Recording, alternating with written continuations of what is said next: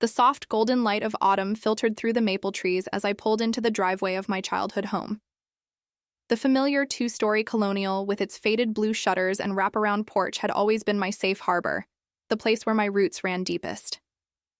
I hadn't visited in nearly 8 months, the longest stretch since I'd moved out for college, but Mom's birthday seemed like the perfect occasion to bridge the growing distance between us. My name is Emma Winters. At 32, I'd carved out a decent life for myself in the city. A job as a financial analyst that paid the bills, a small but cozy apartment, and a circle of friends who understood my complicated relationship with the concept of family. What I lacked in blood relatives, I made up for with chosen ones. Still, there was something about that house, something about the bedroom where I'd spent countless nights dreaming of a future far from this sleepy New England town, that pulled at me like gravity. I killed the engine and sat there for a moment, watching the curtain in the living room twitch. My sister Olivia's face appeared briefly before vanishing again. Always watching, never welcoming. Some things never changed. The front door swung open before I could even grab my overnight bag from the passenger seat. Mom stood there, arms all ready, extended for a hug, her smile wide but her eyes calculating as they always were. She'd aged since I'd seen her last. New lines around her mouth, more silver threading through her once auburn hair. "Emma, sweetheart." "You're right on time," she exclaimed, pulling me into a hug that smelled of her signature gardenia perfume and something else. Dog fur? That was new. "Happy birthday, Mom," I said, handing her the carefully wrapped gift I'd spent too much money on, a cashmere sweater I knew she'd wear exactly once before relegating it to the back of her closet like all my previous gifts. "Oh, you shouldn't have," she said automatically, barely glancing at it before setting it aside on the entry table. Come in, come in. Olivia and Greg are already here with little Madison." "Madison?" I frowned, trying to remember if my sister had mentioned being pregnant. "Did Olivia have a baby?" Mom laughed as if I'd told a particularly amusing joke. No. Madison is their golden doodle. The sweetest little thing. You'll just love her.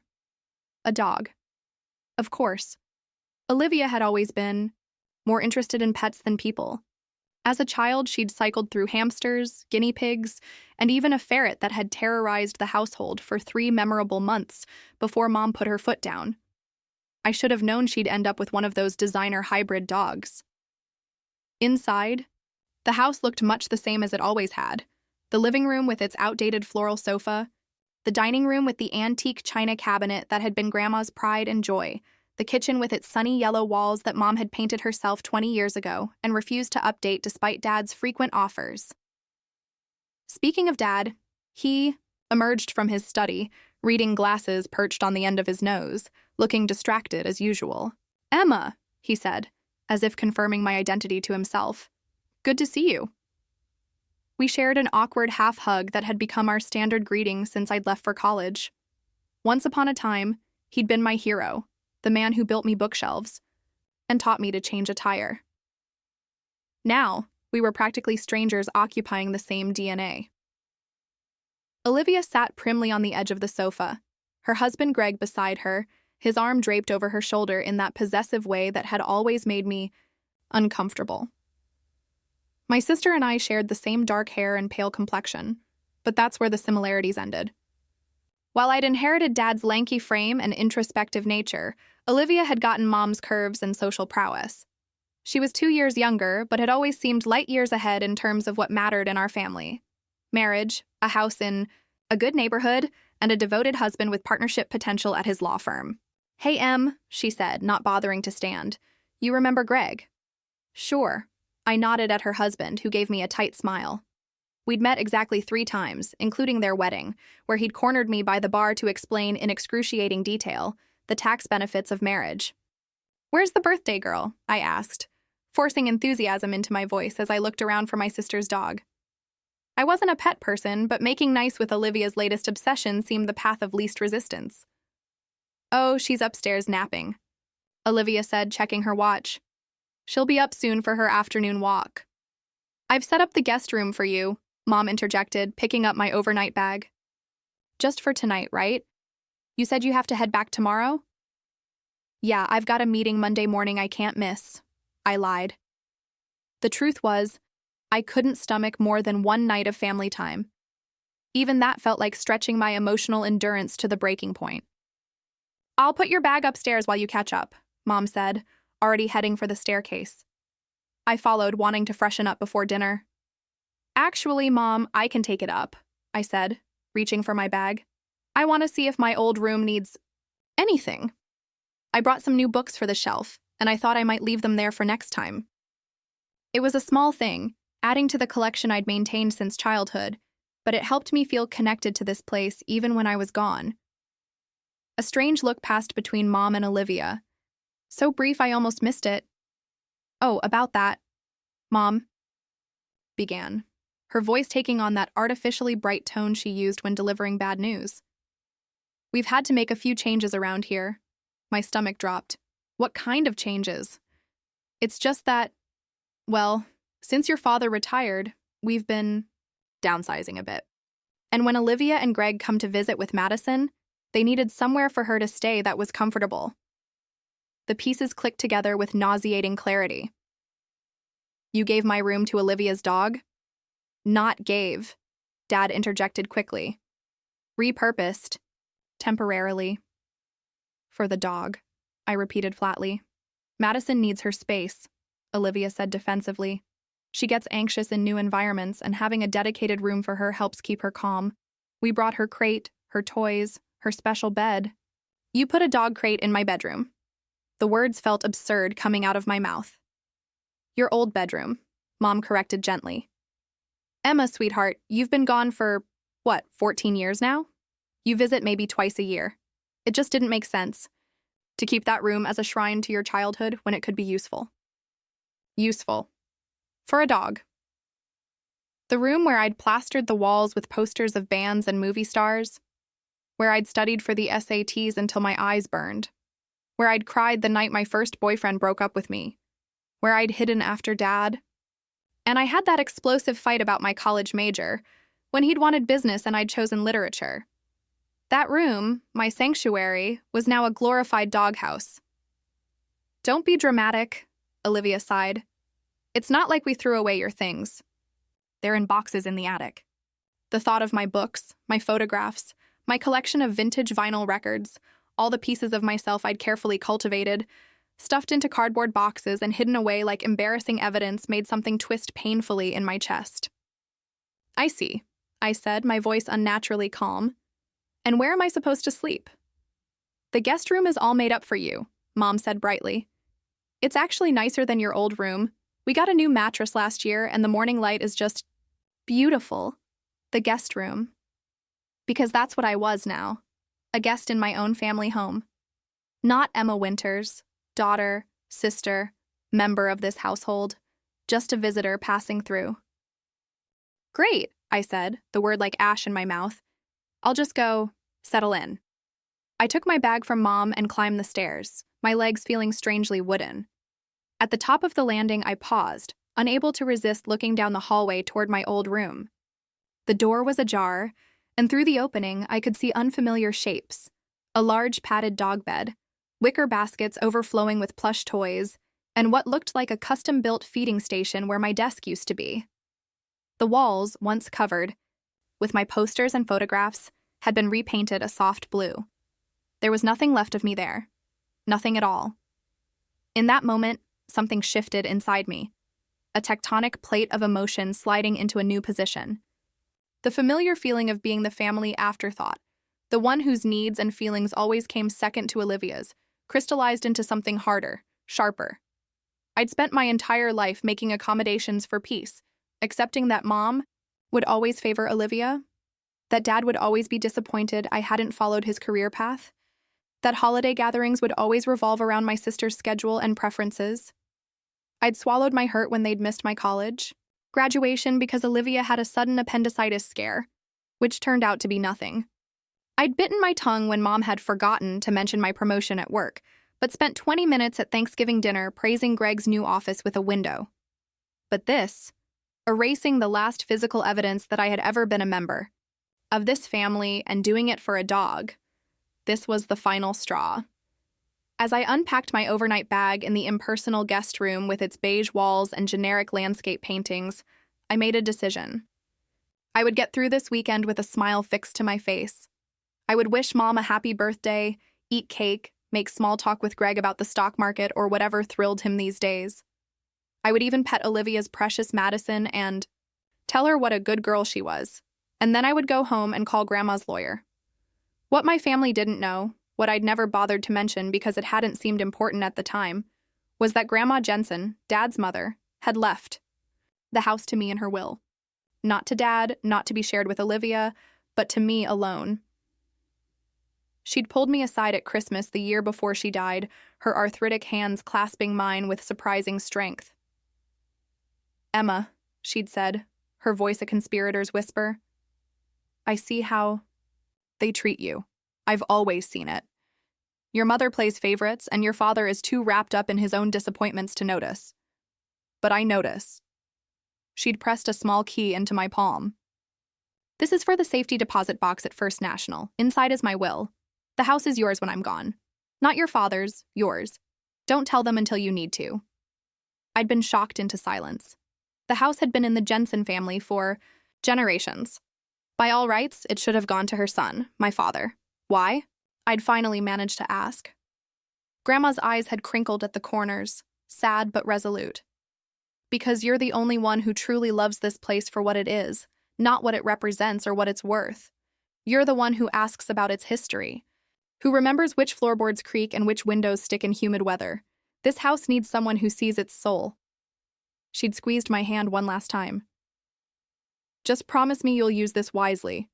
Not in anger, but in justice." At 22, I'd nodded solemnly, tucked the key away, and tried not to think about it. When Grandma died 6 months later, the reading of the will had been a formality that surprised no one. Everything to her son, as expected. Only I knew about the codicil in the safety deposit box, the one that superseded the public will and transferred ownership of the house to me upon my 30th birthday. I'd turned 32 years ago and had done nothing with that knowledge. The lawyer had contacted me, confirmed the transfer of the deed, and asked what I wanted to do. At the time, I'd said nothing. Let my parents live there as they always had.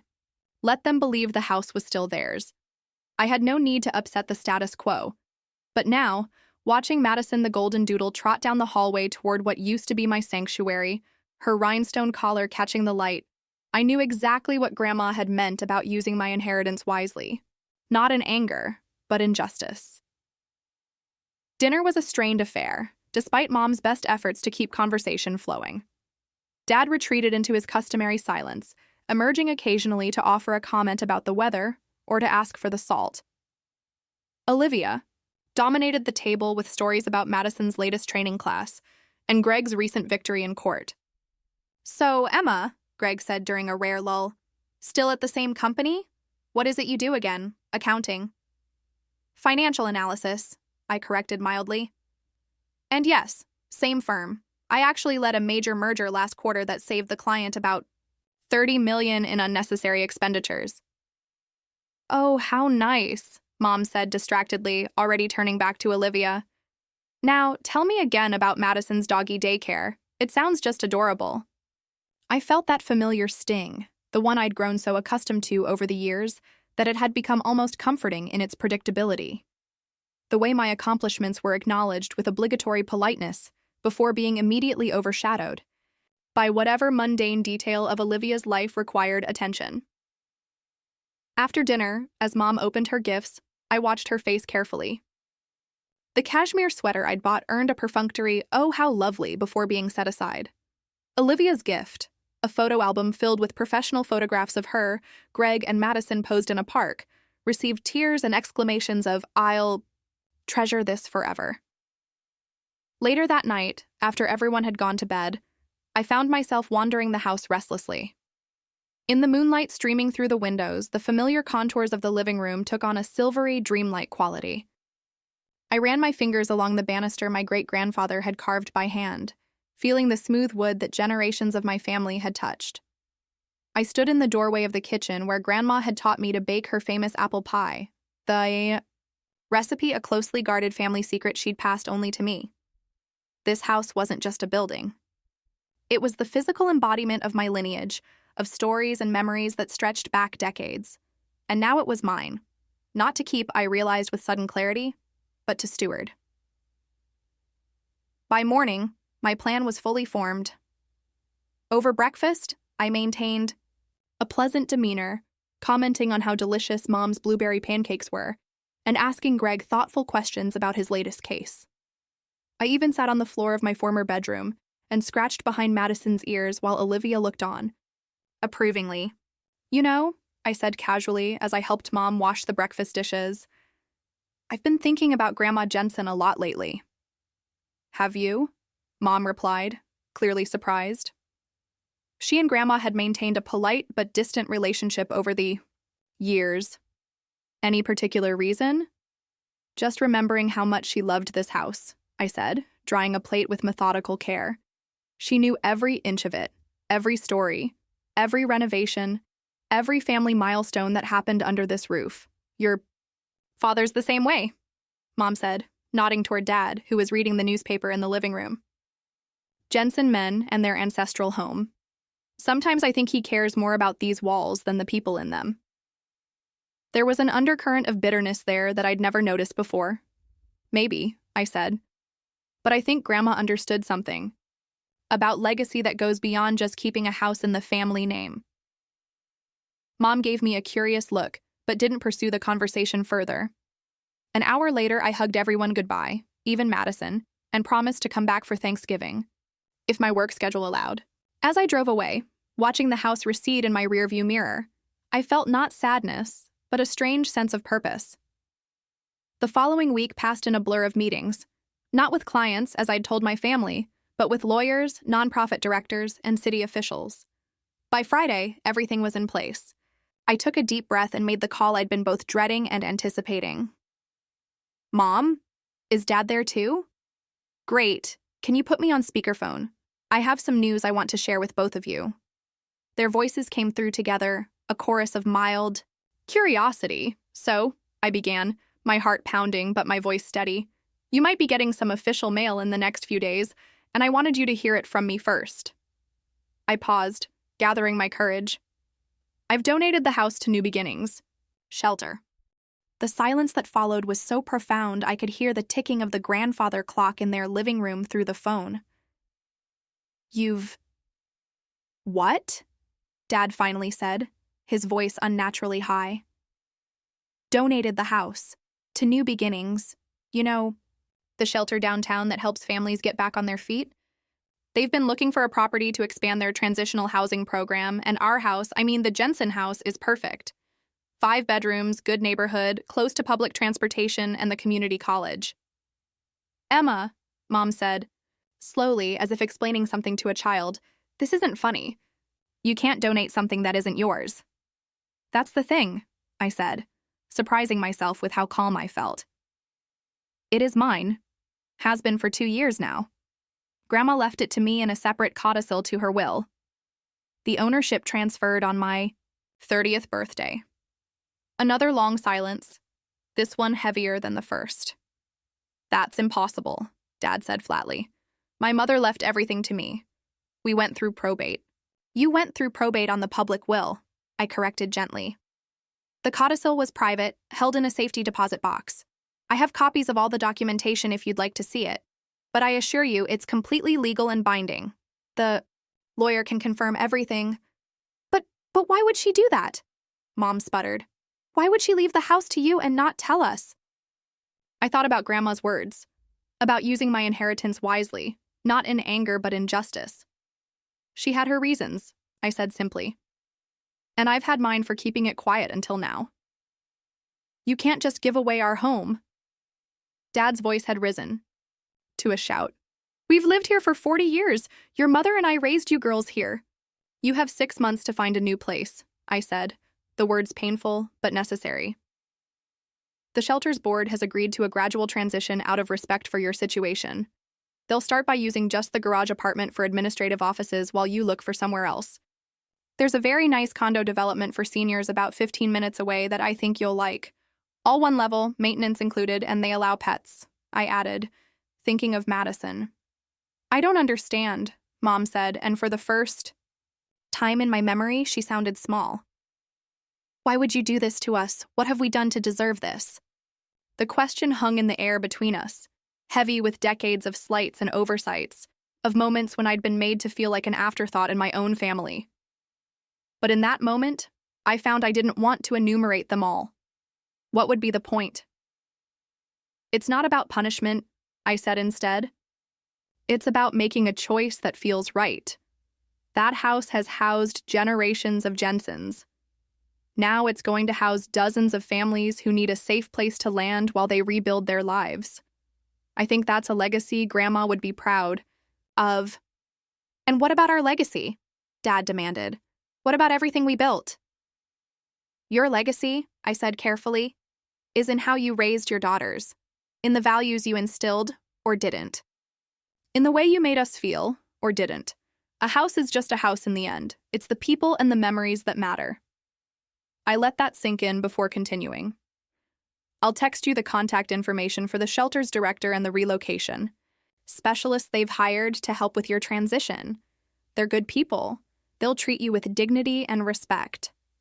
Unlike how my childhood room, and by extension, my place in the family, had been treated, I didn't add. Olivia is going to be devastated, Mom said, attempting one last emotional lever. This was supposed to be her inheritance someday. Olivia has a successful husband, a beautiful home of her own, and parents who have always put her happiness first. I replied, surprised by the lack of bitterness I felt saying those words aloud. She'll be fine, and Madison will adjust to a new room, I'm sure. I ended the call shortly after that, promising to check in soon but resisting their demands for an immediate in-person conversation. They needed time to process, and honestly, so did I. That evening, I sat in my apartment, surrounded by the items I'd rescued from those boxes in the attic during my last visit, books that had shaped my worldview, photographs that captured moments of genuine happiness, records that had provided the soundtrack to my adolescence. For the first time in years, I felt at peace with my place in the Jensen family narrative. My phone had been exploding with messages, Mom alternating between pleading and guilt-tripping, Dad threatening legal action, Olivia sending paragraph-long texts about betrayal and selfishness. I read them all but responded to none. There would be time for conversations later, when emotions had cooled and perspectives had shifted. Instead, I opened my laptop and navigated to the New Beginnings Shelter website, where my donation had already been announced. The director had included a quote from me about honoring my grandmother's legacy of care and community, values she'd instilled in me throughout my childhood. There was also a preliminary timeline for the renovation process that would transform the Colonial into a home for 6 families at a time, with communal spaces for meals, counseling, and job training. As I scrolled through the plans, I couldn't help but smile at the proposed changes to my old bedroom. It would become a small library and study area, with built-in bookshelves and a comfortable window seat where children could read and dream. The room that had once been deemed suitable only for a dog would now be a place of learning, growth, and possibility. Sometimes I reflected as I closed my laptop, the best revenge isn't about getting even. It's about getting better. Better outcomes. Better purposes. Better futures. Grandma Jensen would have approved. 3 months later, I stood on the sidewalk across from my childhood home, watching as volunteers carried furniture, books, and kitchen supplies inside.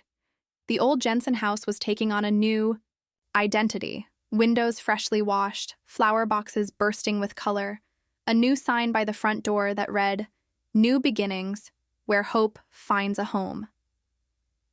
My parents had moved out 2 weeks earlier, settling into that seniors community I'd mentioned. They still weren't speaking to me beyond terse, necessary communications through their lawyer. Olivia had blocked my number entirely. The family rift my decision had created might never fully heal. I had accepted that probability from the beginning. Yet as I watched a young mother and her 2 small children being welcomed onto the porch, by the shelter's director, their faces a mixture of relief and cautious hope, I felt certain I had honored Grandma's wishes, not in anger but in justice. Not for revenge, but for redemption. The shelter's director spotted me across the street and waved, gesturing for me to come over. For a moment, I hesitated. I had purposely kept my distance during the transition, not wanting to insert myself into the process beyond the necessary legal arrangements. But today felt different. Today marked the official opening, the beginning of the house's new chapter. Maybe it was time to start a new chapter of my own as well. As I crossed the street and climbed those familiar porch steps, the third one still creaking under my weight, exactly as it had since I was a child, I realized that I had finally found the answer to a question that had haunted me for years. Where do I belong? Not in that bedroom that had been so easily repurposed. Not in the margins of family photos, where I'd always seemed slightly out of place. Not in the role of the daughter who was never quite enough. I belonged right here, in this moment of transformation, in the courage to take something painful and reshape it into something healing, in the wisdom to understand that family, true, family, is defined not by blood or inheritance, but by how we honor each other's humanity. The door opened, and I stepped across the threshold into what had once been my home and was now something far greater, a testament to what happens when we convert our wounds into windows, our pain into purpose, our houses into homes for those who need them most. Behind me, the door closed on the past. Ahead, a future I had chosen for myself, and for countless others who would find shelter within these walls. It wasn't the ending I had expected for the Jensen family saga, but perhaps it was the one we had all needed all along.